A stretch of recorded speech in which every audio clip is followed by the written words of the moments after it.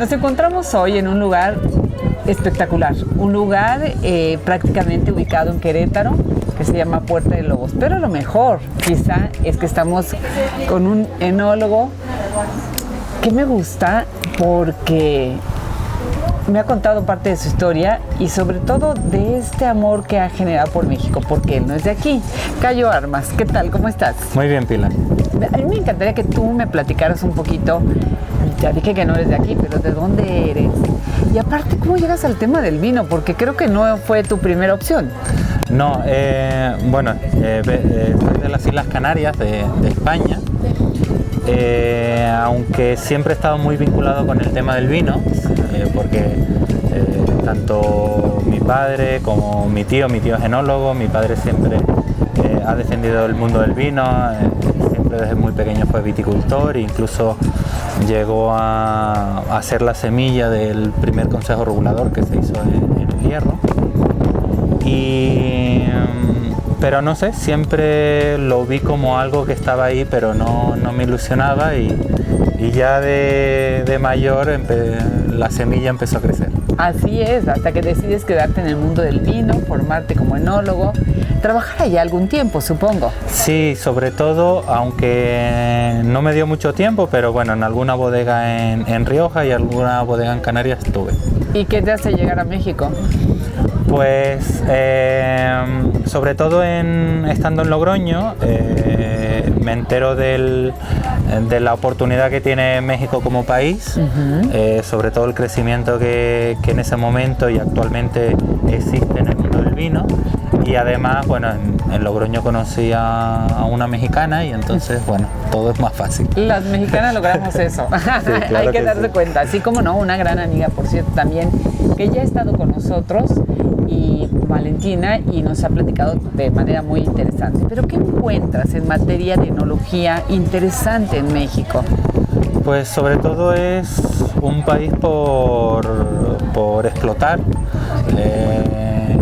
Sobre todo eso, el experimentar, el adaptarte a nuevos retos, sobre todo, porque claro, son condiciones que normalmente no, al menos aquí en el Bajío donde nos encontramos, son condiciones climáticas que no encuentras en regiones típicas donde estudié enología como en La Rioja. Entonces es un reto el cultivar la vida en estas condiciones, aparte elaborar vinos aquí, y me parece muy interesante y entonces pues todavía no he perdido la ilusión de seguir trabajando, de seguir elaborando vinos. Claro, de los vinos que tienes oportunidad de elaborar acá, ¿cuál sería tu uva más interesante que has encontrado que tiene el mejor terroir? ¿Y cuál es tu vino preferido? ¿Es un tinto, un blanco, un rosado? Mira, de los que tú haces. Ahí tengo varias historias. O sea, de la uva que más me sorprendió ha sido el verdejo. No me esperaba que se adaptara tan bien a estas condiciones. Incluso, claro, en México no la podemos comparar, porque creo que somos la única bodega que hacemos un verdejo 100%. Pero para mí estoy muy sorprendido de los resultados. Hemos solo elaborado dos años y los dos han sido muy buenos. Y después el primer vino que destacó, al menos aquí en la bodega, fue nuestro rosado de Syrah. Así es. Recibimos incluso premios, ha recibido premios todos los años.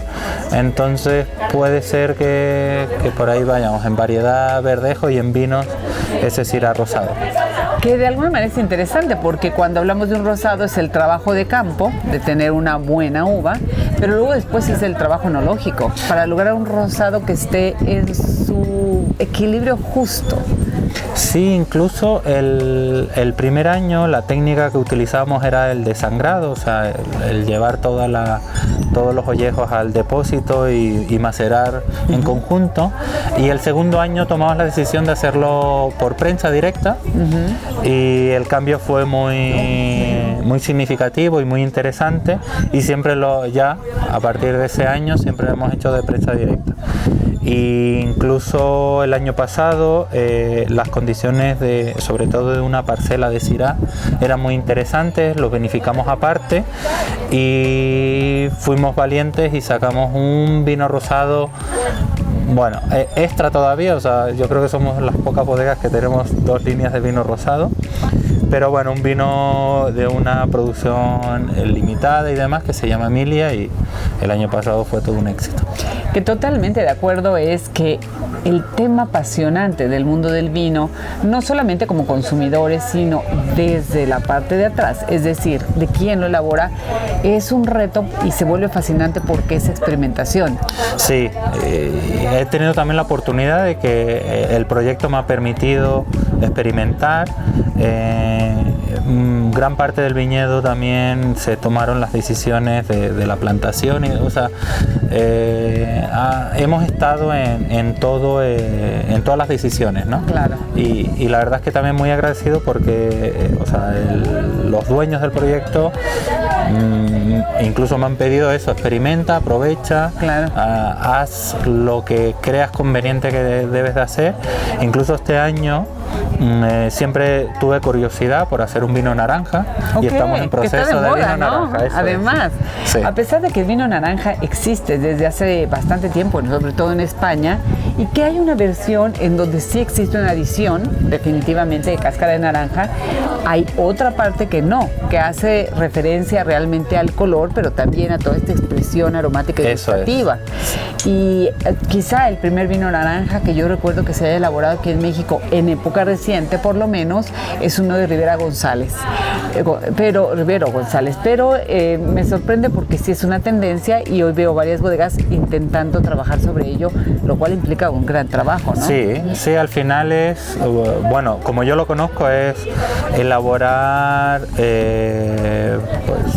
un vino con la técnica de vino tinto, pero con uvas blancas, ¿no? Entonces esa maceración de los ollejos blancos hace que el vino, bueno, pase de un amarillo muy intenso que se confunde con el naranja, ¿no? Y toda esa expresión aromática, incluso gustativamente, esos taninos un poquito más rudos, bueno. Claro, totalmente de acuerdo. Bueno, yo creo que es un proyecto interesante. Estamos en Puerta de Lobos. ¿Qué es Puerta de Lobos? Pues al final es un proyecto muy ambicioso, yo lo veo así.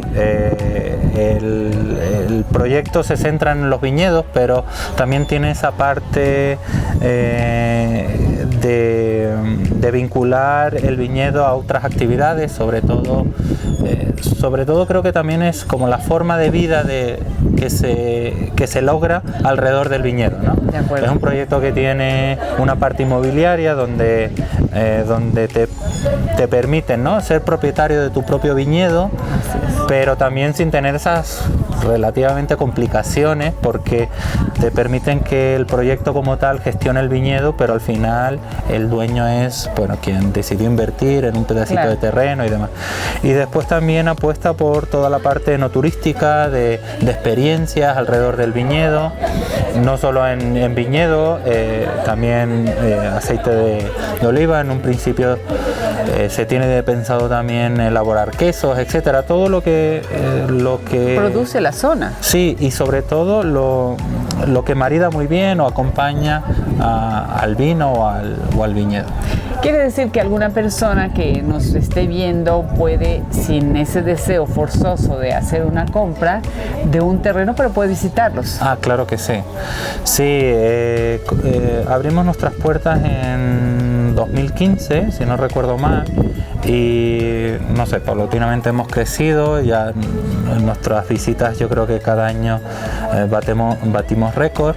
Ahora mismo también tenemos un restaurante que a mí me parece muy interesante, o sea, no es que sea parte de la empresa, sino pues yo muchos fines de semana vengo aquí a comer, y no porque me obligan, sino porque me gusta. O sea, hemos conseguido fusionar una cocina mexicana con toques internacionales, y creo que es como se define el proyecto. Es un proyecto muy agradable, pero sin llegar a ser pretencioso, y que al final sales contento de aquí. Perfecto, bueno, pues ya lo escucharon, Cayo Armas, un gran enólogo, ya radicado en México por lo menos un rato. Sí.